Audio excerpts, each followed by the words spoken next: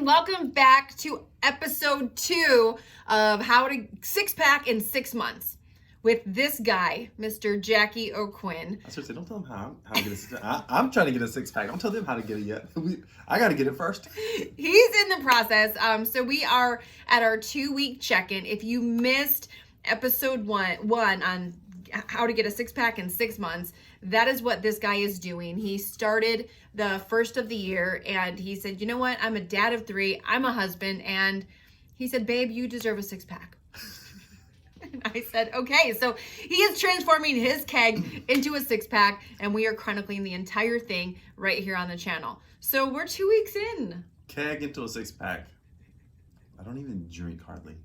Well, because, you know, guys, they get the... Yeah, I had what else do you call it? I had the full dad bod going on, that's for sure. The dad bod? What's a dad bod? If you haven't seen it, you should go watch the previous video. She can link it above or put it in the below. description. I'll put it in the description box. Yeah, you should go see that video. So what's a dad bod? Some before and after. A keg. A keg? Do you call it a beer bag? Your beer gut? Dunlap disease? I don't know. They got lots of names. They got lots of names. But that's for... So you're 2 weeks in. Yeah, it's kind of went by fast and slow at the same time. Like every day kind of feels a little bit slow when I'm doing workouts and stuff. But thinking about that, it's only been 2 weeks. You know, I'm tracking all this in a little spreadsheet. It's kind of crazy, but I'm kind of glad. So in the last 2 weeks, you're down 14.6 pounds. I am. 18% body fat. My goal is to get below 12. You need about 12%. From what I looked online, you need about 12% body fat to be able to actually see the six pack. So he's got a six pack right now. It's just covered up. Totally covered up. Maybe this should be how to uncover the six pack. Yeah. Everybody's got ab muscles. Don't know what they look like, but you got them. That's totally true. It's totally true. You got to get your body fat low enough to be able to see the muscles under the fluff. So you've lost 14.6 pounds in 2 weeks. What has been the hardest? Because let's just stop for a minute. I mean, that's pretty incredible. That's pretty insane. Like, as your wife watching you, I am so freaking proud of you. That's the 14 pounds less to love. Yeah. Anyway, you're far away. Higher quality product. Why are you so far away? So what has been the hardest part? Because that's no joke. Like 14.6 pounds in 2 weeks, that's freaking huge. Make sure to, like, that deserves, smash the freaking like button. Like, that deserves some love. Leave him a comment. Like, good job, Jackie, down in the comments. So what's been the hardest thing of the first 2 weeks? Well, there's a lot of new challenges. I mean, you're developing a lot of new habits at once, especially understand I gave myself a timeline. Like, it's not like I'm just going to get there. Let me say the positive. The positive thing that's happened is I've started to build more belief that I can do this. The thing that is the hardest as you build that belief is that I'm on a timeline to get there. So I actually don't doubt that I'm not going to mess up the plan. I've got belief now that I'm not going to mess up the plan because I've overcome some obstacles already. But can I get there in 6 months? Like, it's like, come on, there's no room for error. Like, let's go for it. You know, let's not play around, which is awesome too because it gives accountability. The hardest part of the whole thing has been our schedules. So we travel a lot. And plus weekends, like during the week's easy. You have a routine, but we have, family dinner nights on the weekends and we go on dates and the kids want to do whatever. And I'm known as a snack dad. I was just going to say the kids, mom's like the don't ask mom for snacks on the road. They're like, they go on a road trip with dad and they're like, Dad, can we stop at the gas station? Like, don't you need to fill up the car? Because they know if his car pulls into the gas station, it's snacks and soda and so yeah. So my son and I actually went on a little outing this past weekend and that came up and it's like, no, we're not going to stop anywhere. I'll stop and get you a drink if you want, but we're not getting anything. Which I would have got him something, but he didn't need it either. So that's probably been the hardest part is adapting to routine and staying focused and on track, even though we traveled and that sort of thing. So that's been the most challenging part. So obviously, we have a date night every Friday night. It's something that we set up way years ago inside of our marriage. And routinely, what we would do on a date night is, go to dinner somewhere. We have like our favorite spot. his favorite thing to get there is anything fried. Yep. And because they anyway, and then Saturday is family dinner night, so we have a big meal, and I make homemade bread, and the weekends are most people's weekends. During the week when we're busy with working, that's always the easy part to stay on track. So how have you because obviously you're slaying it. I mean, let's just be real, 14.6 pounds. So how have you managed those difficult moments, those hardest things, and still wound up with those results? The biggest thing is self accountability. So we haven't really talked about like takeaway. So we'll save that for another time. Basically, it's a great technique to have self accountability. So I know what my self accountability is, and the truth is I have a goal. Like, I'm serious about the goal. Otherwise, nothing matters. So I'm serious about the goal, and I have self accountability. And there's no way, so there's a self-imposed consequence basically for me not reaching the goal. We'll say that for another video. But the bottom line is I know that I have some place to go, and I'm serious about where I'm going first and foremost. And because of that, I choose to hold myself accountable, through this whole takeaway process, which is awesome. And it's great. And so that so when I have temptations like traveling, so when we travel, I still I exercise and all that. Well, and hold on. Let me pause you for a second. We did travel during these 2 weeks. Yep. So we actually traveled through the airport. We were in another town, which typically he would get together with they always have like a Culver's bromance where they go get Culver's. And we actually worked an entire weekend where we did a live event. And so you did all that during those first 2 weeks? Yeah, so normally, that's when I normally really start to go off the rail anyway. There's a lot of temptations. Choo. Yeah, I mean, I love fast food and good food and lots of food, large quantities of food.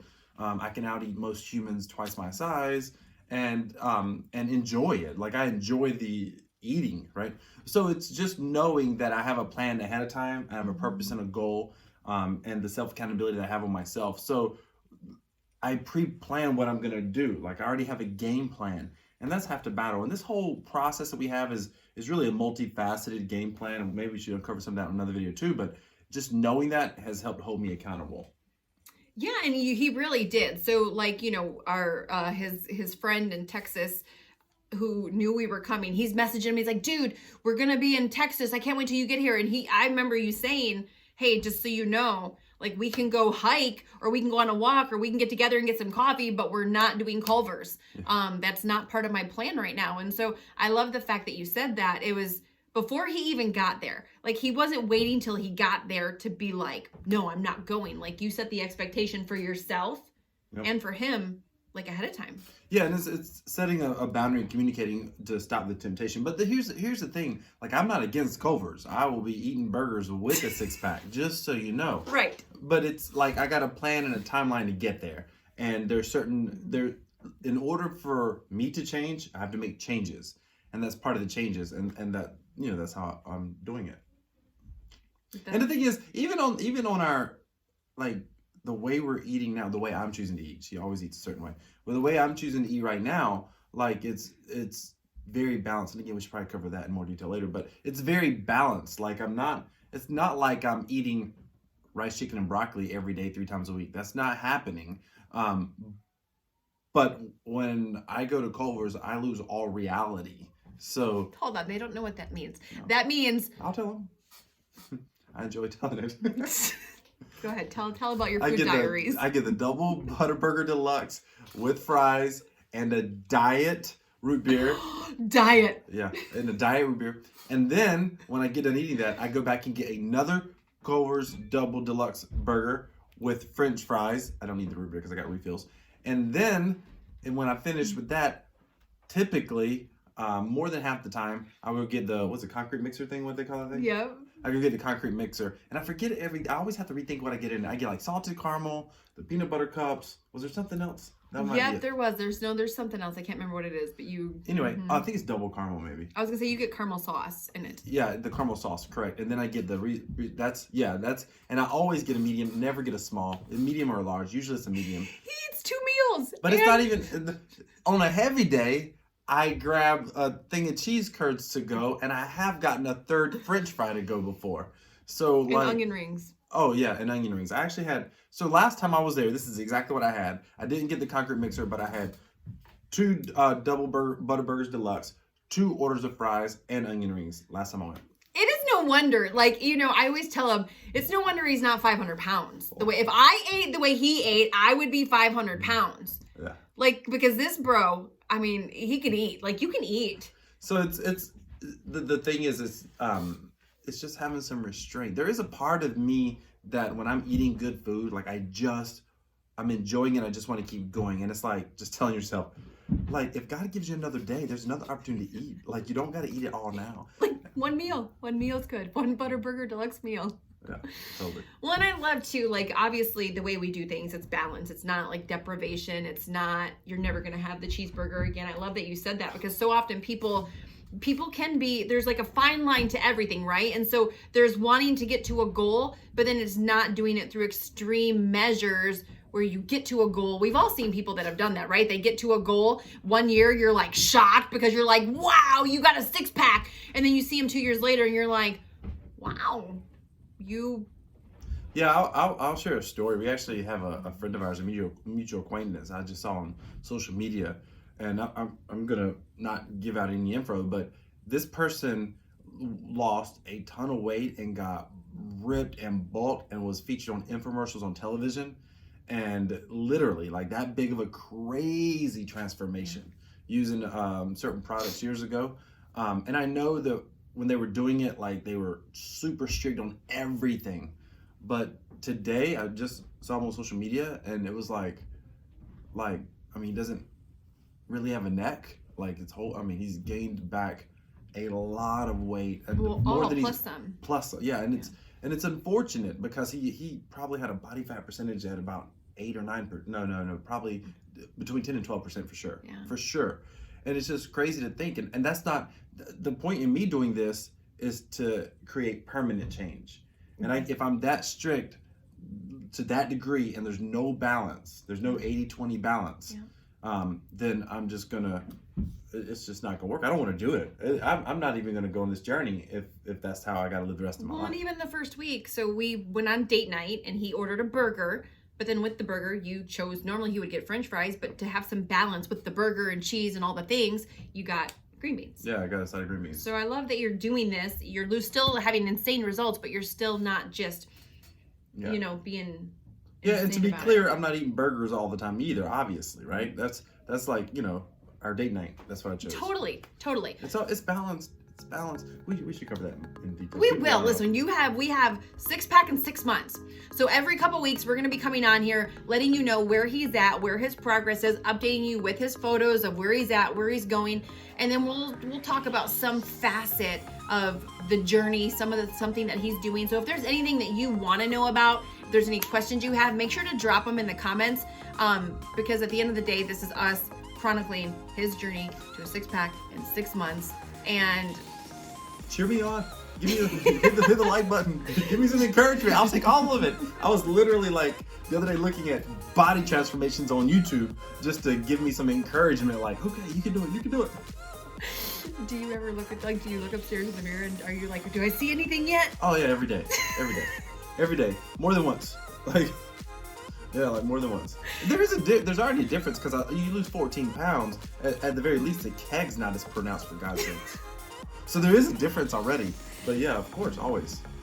You're awesome, babe. I'm so freaking proud of you. What a great example you're setting for our kids too. Because I'm always known to be the healthy one in the house, and so the fact that when we met, he was really small. He had like a 29-inch waist. I was morbidly obese. And so through my influence, obviously he still chose to put those things in his mouth, but he wound up 60 pounds overweight at his heaviest. And it's just so funny how life takes us and how things can change. And it's just, anyway, I say all that to say I'm really proud of you. And I think you're doing freaking amazing. And you inspire me and our kids. So if anyone's following along, I started this journey out at 202. And I'm currently at minus 14.6 as of Monday when I weigh in. And I weigh in often, but I'm just to keep it simple. I think it's 202. 87.4, I think. Math in 187.4. Look at you, math in public. Yeah. A+. Yeah. Well, I wrote it down somewhere. So that's where I'm at now, and I'll continue to go. We'll see where it goes. It's gonna be fun. All right. Well, thanks for watching episode 2, 6-pack in 6 months. We'll see you in 2 weeks with another update. Make sure to smash the subscribe button, ring that notification bell so you don't miss anything. Also on Wednesdays, don't miss our YouTube show called The Biggest Transformation, where we are on season 4 and we are following 10 people who are drastically changing their lives. Like we have Stuart, who literally has lost 70 pounds in 5 months. We have Bryce, who's lost 85 pounds in 5 months. Krista Joy, 67 pounds in 5 months. Like insane transformations from the inside out. You want to be inspired. You want to get some hope. You want to watch some people that are brave and overcoming, and also getting 6-packs along the way. Make sure to check that out. How many pounds? What was Bryce's heaviest? Bryce started off at like 418 pounds, I believe. Unreal. Yeah, and he's into the 3s. He was hoping to get under 300 pounds in 6 months, so that's what he's shooting for. Great job. Yeah, that's awesome. Okay. So anyway, we'll see you on the next one. Thanks for watching.